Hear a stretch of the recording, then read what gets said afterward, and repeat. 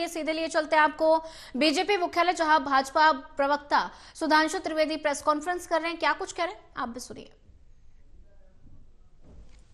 आई है, नहीं कर पाए। इसके बाद गरीबी हटाओ 1970 और 2013 में कह रहे थे कि नहीं नहीं वो फूड फॉर सिक्योरिटी देनी है, नहीं कर पाए। जाके देखिएगा, राहुल गांधी जी का एक ये भी बयान है कि आतंकवाद को कैसे नियंत्रित किया जा सकता है सब जगह रहते हुए। आपने जो जो कहा वो नहीं कर पाए। और अभी हाल के वर्षों में आ जाइए, 2018 छत्तीसगढ़, जैसे ही हमारी सरकार बनेगी 10 दिन, 1 2 3 4 5 6 7 8 9 10 दिन में किसानों का सारा कर्जा माफ हो गया। क्या 5 साल आके चले भी गए, नहीं कर पाए। राजस्थान में 5,000 रुपए बेरोजगारी भत्ता देंगे, आके चले भी गए। मतलब जब ईवीएम ने अच्छा काम किया था 2018 में आ गए थे, और 2023 में जब ईवीएम ने गड़बड़ काम कर दिया तो वो चले गए, बेचारे काम नहीं कर पाए।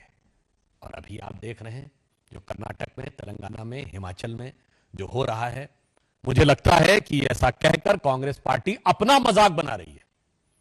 यदि वो प्रधानमंत्री श्री नरेंद्र मोदी जी के लिए ये कह रहे हैं तो इसके द्वारा वो अपना स्वयं का मजाक बना रहे हैं। क्योंकि हमारे यहां कहा गया है, किसी विराट व्यक्ति को कितना भी छोटा सिद्ध करने का प्रयास करो, उसके विराटता पर असर नहीं पड़ता है। जे बड़ेन को लघु कहें, नहीं रहीम घट जाए, और गिरधर मुरलीधर कहें, महिमा बदलत ना आए। ये अब्दुल रहीम खान खाना का दुआ है। मतलब वो जरा सेकुलर लोगों को याद रखना चाहिए कि उन्होंने भगवान कृष्ण के लिए कहा है कि बड़े लोगों को कितना छोटा करने का प्रयास करो, वो छोटे नहीं होते। जैसे उनको गिरधर कहो, कितना बड़ा पर्वत धारण करने वाला, या मुरलीधर कहो, बराबर रहता है। मुझे लगता उसी प्रकार उनके भक्त जो मोदी जी हैं, वो भी बड़ी सहजता से बड़े बड़े कार्य कर रहे हैं। आप कितना छोटा करने का प्रयास करें, उससे किसी उनकी प्रतिष्ठा, गरिमा, लोकप्रियता पर कोई प्रभाव नहीं पड़ने वाला है। अब वैसे तो इतनी इतनी चीजें हैं कि अगर आप देखें तो आप ये देख सकते हैं, ये इन्होंने कर्नाटका के लिए कहा था, ये तेलंगाना के लिए कहा था। अब बोलते बोलते तो बहुत लंबी प्रेस कॉन्फ्रेंस हो जाएगी कि वो फिर तो ये कहना पड़ेगा ना कि वो दास्तां कहते कहते जमाना सोने लगेगा। ये हिमाचल में इन्होंने किया था, आप लोग इसको देख सकते हैं कि जो इन्होंने कहा वो कभी नहीं किया। अब मैं ये कहना चाहता हूं कि जो कुछ उन्होंने कहा वो सिर्फ एक जजमेंट की गलती नहीं है। उन्होंने कहा उनसे गलती हो गई और वही प्रॉमिस करिए जो करना चाहते हैं। तो मैं उनसे कहना चाहूंगा, मोदी जी के विरुद्ध आपके मन में आती हुई छटपटाहट और बौखलाहट के चक्कर में आपने जो किया, उसके लिए उनके लिए एक पंक्ति कहना चाहूंगा कि सही राह को छोड़कर जो मुड़े हैं, कभी पग न उनके शिखर पर पड़े हैं, और बिना पंख तोले उड़े जो गगन में, न संबंध उसके गगन से जुड़े हैं। कांग्रेस को यह याद रखना चाहिए। मगर मैं इससे ज्यादा गंभीर बिंदु यह कहना चाहता हूं कि यह सिर्फ कोई उनकी जजमेंट की गलती नहीं है। आज जो प्रधानमंत्री जी ने कहा है, कांग्रेस जिस प्रकार के अर्बन नक्सल्स के हाथ में चली गई है, यह एक सोचे समझा षड्यंत्र और भारत में अराजकता उत्पन्न करने के एक प्रयास का हिस्सा भी है। मैं पुनः आपको यह बात भी बताना चाहता हूं जो मैं पहले भी कह चुका हूं। इन्होंने कहा था 8,500 खटाखट स्कीम देंगे, यानी 1 लाख रुपए हर परिवार की एक महिला को देंगे। भारत में कितने परिवार हैं? 140 करोड़ की जनसंख्या को 4.5% पर फैमिली है, उससे डिवाइड करिए, 31 के आसपास आता है। यानी लगभग 31 करोड़ परिवार हैं, और आप कह रहे हैं हर परिवार की हर महिला को 1 लाख देंगे। इसका मतलब 31 लाख करोड़ रुपया आप बांटने का प्रॉमिस कर रहे थे। और जाकर बजट में चेक कर लीजिए, पिछले बजट में भारत की जो रेवेन्यू रिसीव्ड है, यानी राजस्व आय है, वो 26,80,000 करोड़, यानी 27 लाख करोड़ भारत की कुल आमदनी नहीं है। और ये 31 लाख करोड़ बांटने का कैसा वादा किए थे? जैसे पॉन्जी स्कीम वाले लोग करते हैं। गरीब और अशिक्षित महिलाओं के हाथ में जाकर उन्होंने वो कागज थमा दिया था और कहा था इस पे अपना नाम लिख दो और 4 जून के बाद आकर ले जाना। और आपने लखनऊ से लेकर बेंगलुरु तक देखा था कि वो लोग कांग्रेस कार्यालय पहुंच गई थी। ये एक सोची समझी षड्यंत्रकारी मानसिकता का प्रभाव भी हो सकता है। ऐसा नहीं कि ये केवल गलतफहमी के कारण ये बोलने का प्रयास कर रहे हैं। इसमें जिस प्रकार की बातें कर रहे हैं, ये न सिर्फ ये दर्शाता है कि कांग्रेस को शासन चलाने की क्षमता अब जा चुकी है। अब जैसे मैं एक उदाहरण आपको बताना चाहता हूं, कर्नाटक सरकार ने कहा था milk subsidy will be increase from ₹5 to 7, नहीं कर पाए, उल्टा उन्होंने ₹3 बढ़ा दिया। मैंने हिमाचल का आपको उदाहरण दिया कि ₹3 बढ़ा दिए थे। इसलिए मैं यह सिर्फ कहना चाहता हूं कि जिस प्रकार के शब्दों का प्रयोग कांग्रेस ने किया है, वह उस असलियत को ढकने का एक प्रयास है जो उनके मुंह से अनायास निकल गई थी। और कांग्रेस के द्वारा अपने प्रोमिसेस को न पूरा करने का इतना बड़ा पहाड़ है, जिसे एक ट्वीट या एक्स पर लिखे गए एक बयान की तिनके के द्वारा छुपाना संभव नहीं है। और मोदी जी ने, मैं अंत में सिर्फ 2 वाक्य कहता हूं, मोदी जी के नेतृत्व में भारतीय जनता पार्टी ने सबसे बड़ी आज समस्या जानते हैं क्या जनता के बीच में? जनता कहती नेता जो कहते हैं वो करते नहीं है।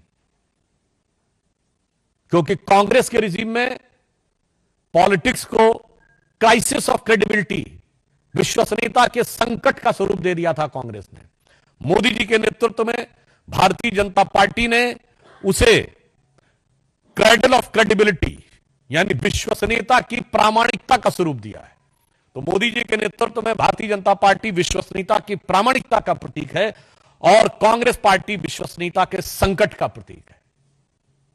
और दूसरा पॉइंट अंत में कहता हूं, सारी बातों पे इतने आंकड़े अवेलेबल हैं, इतने फैक्ट्स अवेलेबल हैं कि बहुत लंबा समय हो जाएगा, मगर उन्होंने जो पैरवी की और जो उनके मुंह से निकला, उस पर सिर्फ ये पंक्ति कह के समाप्त करता हूं, जो वसीम बरेलवी साहब का बड़ा एक फेमस शेर है कि वो पैरवी तो झूठ की करता चला गया, वो पैरवी तो झूठ की करता चला गया, बस उसका चेहरा उतरता चला गया। और रंगत समझ में आई मगर आई देर से, कच्चा था बहुत रंग, उतरता चला गया। धन्यवाद। क्वेश्चंस? ऐसा देखने को मिला कर्नाटक को लेकर जिस तरह से दोबारा किया था कांग्रेस पार्टी की सत्ता में आने के चुनाव के दौरान, इसमें अधिकांश वादे पूरे नहीं हुए, लेकिन वक्त को लेकर ऐसी अपराध दिख रही है, जो जगह दावा हो रहा है सारी ऑर्डर कर दी जा रही है। इस तरह से देख रहे हैं। नहीं, वो बात आप बिल्कुल सही है। गरीबों के लिए, जन कल्याण के कार्य के लिए, वादा पूरे करने के लिए ना उनकी इच्छा शक्ति है, ना उनको खजाने में पैसा नजर आता है। मगर वक्त तो छोड़िए, मीडिया में यह समाचार आया था कि कर्नाटक के चिकमंगलुरु जिले में आंगनबाड़ी वर्कर से यह कहा गया है कि उन्हें कन्नड़ के साथ साथ उर्दू भाषा भी सीखनी पड़ेगी, क्योंकि वह क्षेत्र प्रीडोमिनेंटली मुस्लिम बाहुल्य क्षेत्र है। तो मैं पूछना चाहता हूं कि जो लोग वहां की अस्मिता का विषय उठाते थे, ये सारे निर्णय करने के लिए उनका प्रॉमिस एकदम ठीक है। वक्फ बोर्ड के ऊपर मुस्लिम आरक्षण देने के लिए, और जो मैंने एक मीडिया में रिपोर्ट के आधार पर कहा है कि इस ढंग का समाचार था कि चिकमंगलुरु जिले में आंगनवाड़ी वर्कर्स को यह कहा गया है कि कन्नड़ के साथ साथ आपको उर्दू भाषा का ज्ञान होना चाहिए, क्योंकि जो बच्चे आ रहे हैं वो मुस्लिम समाज से आ रहे हैं, तो उन बच्चों को समझाने के लिए चाहिए। तो ये है खाने के दांत और ये है दिखाने के दांत। आमोद भाई।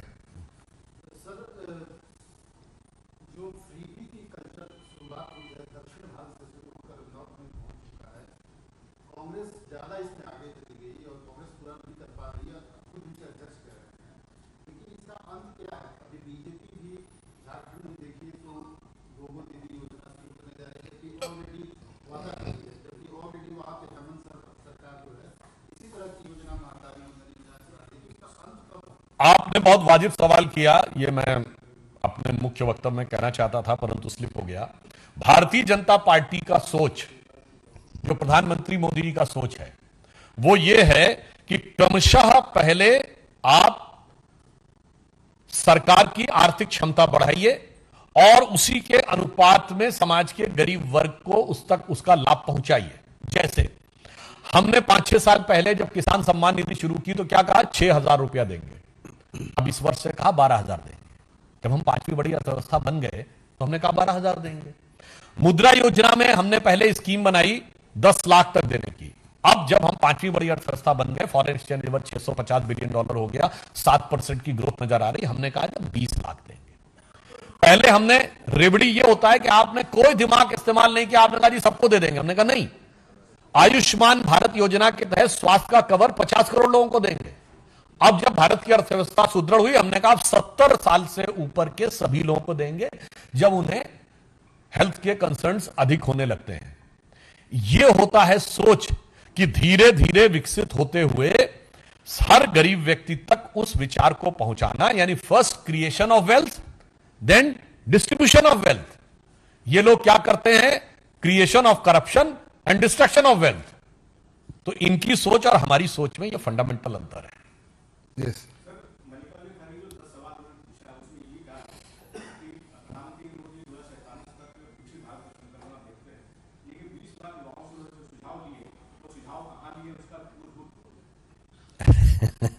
मुझे लगता है कि युवाओं के सुझाव प्रधानमंत्री जी ने लिए हैं। अब मतलब ऑन द लाइटर नोट कहना चाहूंगा, खड़गे जी अभी सच बोल रहे हैं, 24 घंटे पहले सच बोल रहे थे। मतलब तारीख बदली और तकरीर बदल गई। हाँ नीरज भाई। सर मेरे दो सवाल हैं। एक तो पहला ये कि संजय राउत ने विरोध किया है ये बयान को, अरविंद सावंत के बयान को, और उन्होंने कहा इसमें उन्होंने गलत किया था। वो बाहर से आई है मुम्बा देवी लड़ने, तो वो इम्पोर्टेंट मार्क है ही। एक दूसरा सवाल मेरा है फारूक अब्दुल्ला ने एक बात दी है और उन्होंने कहा है कि जो आतंकवादी को मारा जा रहा है, मारने के बाद उसको पकड़ा जा रहा है, उनसे पूछा जाए कि कहीं वो उमर अब्दुल्ला की सरकार को डिस्टर्ब करने की कोशिश तो नहीं कर रहा। देखिए, जो बात संजय राउत जी ने कही है, महिलाओं के प्रति इंडी गठबंधन की भर्त्सना योग्य, निंदनीय और निम्न मानसिकता का प्रतीक है। और दूसरा मैं उनसे पूछना चाहूंगा, ये बाहर की डेफिनेशन कहां तक है? सिर्फ पार्टी की सीमा तक है, महाराष्ट्र की सीमा तक है, या देश की सीमा तक है? कितने बाहर के लोगों से समर्थन ले रहे हो मेरे भाई? कभी सोचा है? एनसीपी पार्टी किस आधार पर बनी थी? और मैं उनको याद दिलाना चाहता हूं, शिवसेना यह दावा करती है ना कि वो श्रद्धेय बाला साहब ठाकरे जी के आदर्शों पर चलती है, जो छत्रपति शिवाजी महाराज के विचारों को आदर्श मानते थे। छत्रपति शिवाजी महाराज के विचारों को तो आज हम अपने आचरण में लागू कर रहे हैं। मैं संजय राउत जी को याद दिलाना चाहता हूं, शिवाजी के लिए उनके राज कवि भूषण ने लिखा था, राखी हिंदुवानी हिंदुवान का तिलक राख्यो, स्मृति पुराण राखो वेद धुनु सुनी में, और शाही के सपूत शिवराज शमशीर तेरी, दिल्ली दल दाब के दीवाल राख्यो दूनी में। जिन्होंने दिल्ली को दबा के रखा था, दिल्ली दल को दबा के आज इटली दल से दब गए। अब क्या पूछे?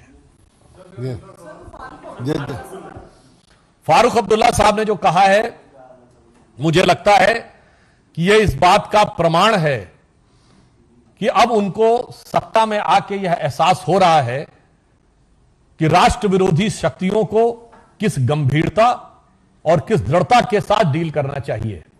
यानी बहुत साफ है कि सत्ता के बाहर रह के बयान देना, उनके कई